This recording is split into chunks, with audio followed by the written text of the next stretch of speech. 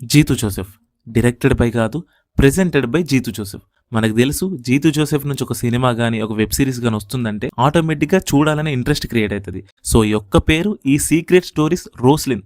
Poster మీద చూడగానే ఖచ్చితంగా మంచి థ్రిల్లింగ్ ఎక్స్‌పీరియన్స్ ఉంటదని చూడడం స్టార్ట్ చేసినా, అండ్ చూసిన తర్వాత ఆ లాస్ట్ ఎపిసోడ్‌లోని క్లైమాక్స్ ట్విస్ట్ వల్ల ఓకే అనిపించింది. అంటే ఒకసారి టైం పాస్‌కి చూసేయొచ్చు అన్నట్టు.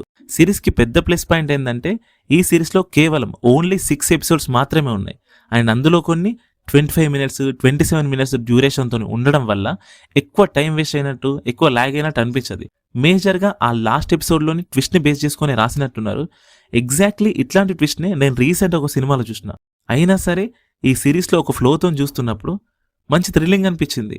షో రన్నర్ జీతూ జోసెఫ్ అన్నారు కాబట్టి ఈ సీక్రెట్ స్టోరీస్ నుంచి ఇంకా మంచి వెబ్ సిరీస్ వస్తాయనిపిస్తుంది.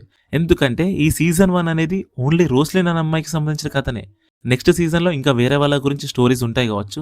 సో, ఆ థ్రిల్లర్ స్టోరీస్ ఇంకా థ్రిల్లింగ్ వస్తే బాగుంటుంది. ఎందుకంటే ఈ థ్రిల్ గానీ, ఈ సస్పెన్స్ గానీ సరిపోదు, ఇంకా కావాలి. మీరు సిరీస్ చూసే ముందు ఒకసారి స్టోరీ లైన్ వినాలి అనుకుంటే స్పాయిలర్ లేకుండా చెప్తా వినండి. రోస్లిన్ అనే ఒక టీనేజ్ అమ్మాయి ఉంటది. తనకి డైలీ ఒక బ్యాడ్ డ్రీమ్, ఒక పీడ కల వస్తది. ఆ కలలో గ్రీన్ ఐస్ ఉన్న ఒక వ్యక్తి తనని, తన ఫ్యామిలీని చంపుతున్నట్టు డైలీ కలొస్తా ఉంటది.